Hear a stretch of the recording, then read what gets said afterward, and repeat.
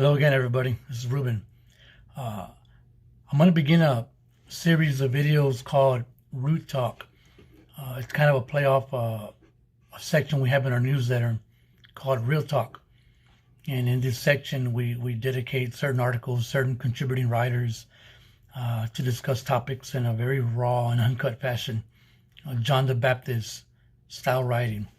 And so I think that maybe I'm going to begin doing some talks and a series, of course, called Root Talks. Now, why root? Well, we call it root. I think because for the most part, dealing with situations is best dealt with when we deal with the root.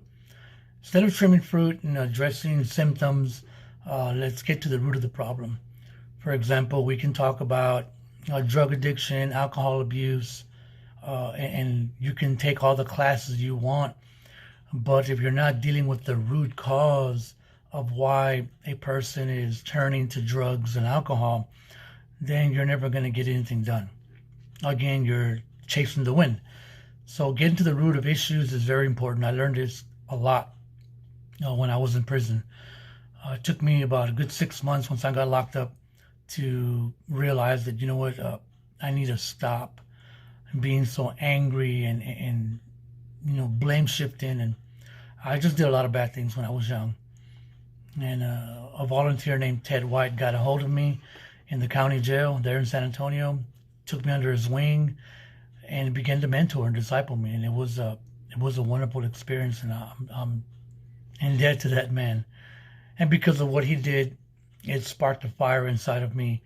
And I began to study the Word and get into it and realize that, man, there's a lot in this Bible.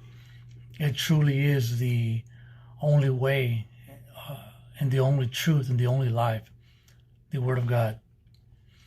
But anyway, and so when I was in prison, I went to college and got my 2-year degree and did all these cool things.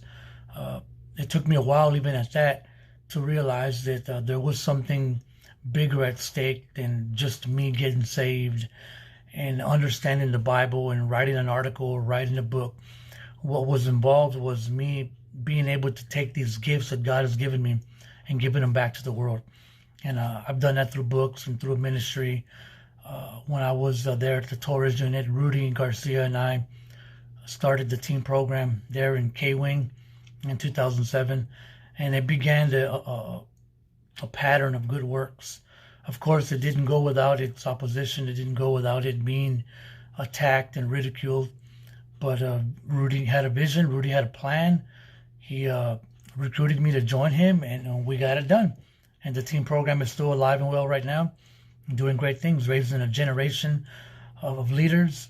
And that generation is raising another generation of leaders, and just good things are happening. So I just want to thank God for that. But these video series called Root Talks are going to be a compilation of talks, topics on things that I'm noticing going on in society or in my home or in the church. They may even be reflective talks, things that I've done and talked about in the past when I was a pre-health educator, or maybe when I did a Bible study on Monday nights or Thursday nights there at the Torres unit. Either way, these talks are going to be dealing with the root issue of what's going on in our lives. So one of the things that I want to talk about real quickly here with this first one is how our behaviors, how we conduct ourselves, how those things become invitations to how people treat us and how they view us. There's this one talk that I used to always give in peer education about a billboard sign. When you're driving down the highway, you see various signs and billboard signs and all these things that advertise a product, a service, of an organization, or whatever. And billboard signs point you to something else. They invite you to purchase a product or engage someone in a service. And what I've come to learn, especially again in the penitentiary, is people, all of us, I don't care who you are, where you were raised and how you were trained or what school you went to, or it doesn't matter. We're all billboard signs. We're walking billboard signs.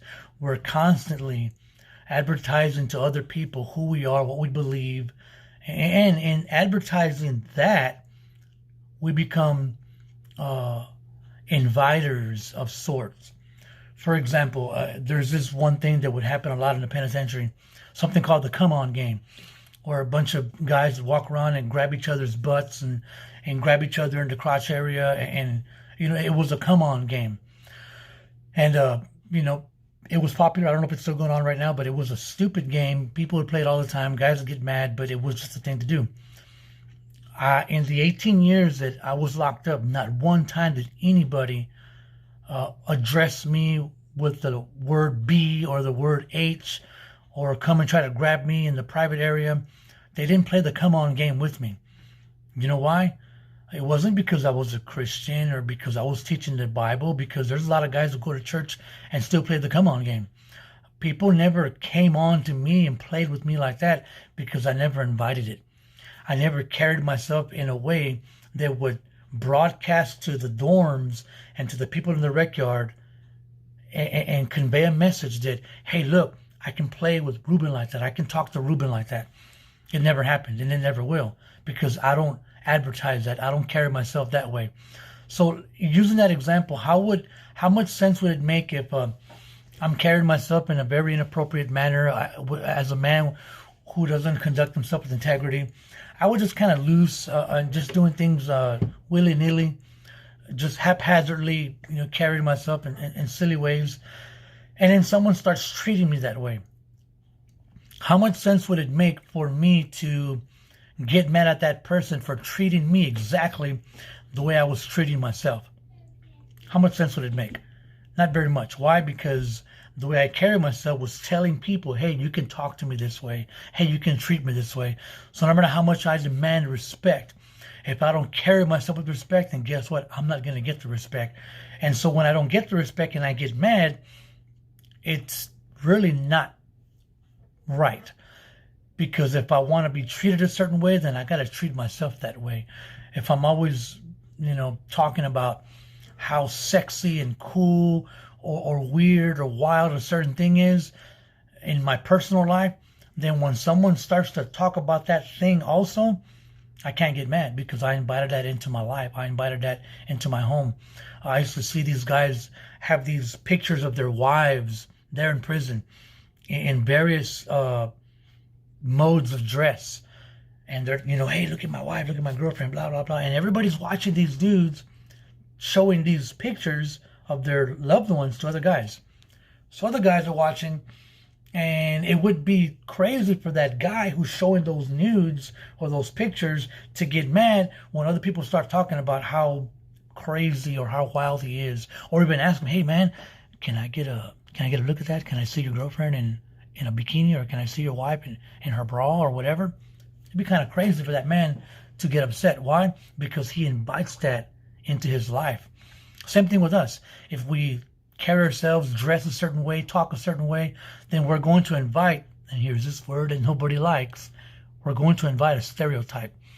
Yeah, it's not right that profiling exists. Yeah, it's not right that we're treated a certain way with bias or prejudice, or we're stereotyped, or this blanket statement is thrown onto us because we're of a certain color, or we're raised in a certain neighborhood, or we dress a certain way. That's just life.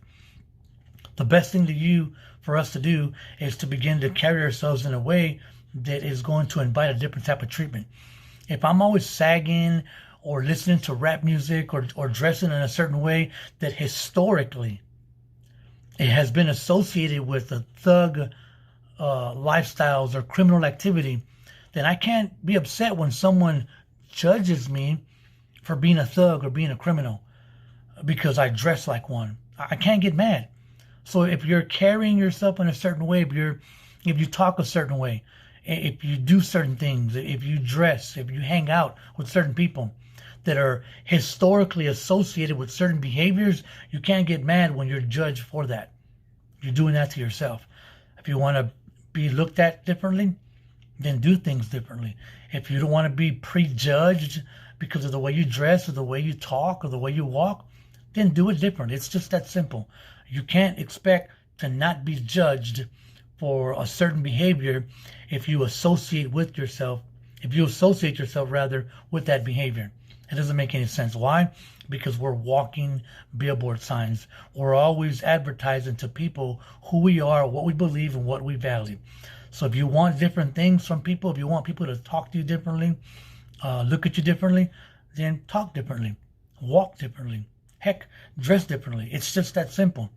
It's not right in certain ways. It's not fair in many instances. But it is what it is, man. We have to deal with life as it comes. And if I don't want to be looked at as some stupid ex-felon who did no good, then I need to not carry myself like that. I need to carry myself with integrity. I need to walk in truth. I need to walk with respect. I need to carry myself with respect so that other people can view me like that. Because again, I'm a Billboard sign, and so are you. So having said that, again, these talks are going to be called root talks because we're going to talk about the root of issues, not the fruit of them. The Bible is clear when it says, guard your heart with all diligence, for out of it spring the issues of life. That's in Proverbs 4:23. And Jesus also said in Matthew 15, verse 19, that out of the heart spring forth murderers, adulterers, fornications, all the bad things that we see in life come from the human heart. So when we see bad things, if we want to fix those things, if we want to do things better, then don't address the thing that's going on out there. Address the heart, which is the fountain from which all those things are flowing. So again, root talks are going to be coming to you. I don't know how often or how frequently, but they will be coming because it's a fire in my bones that I can't hold in anymore. I'm not the best public speaker. In fact, I think I'm a better writer than I am a speaker. But I can assure you of one thing. If you start dealing with the root of why you're doing things, the fruit won't be a problem anymore. Again, thank you, and God bless. I'll see you guys around.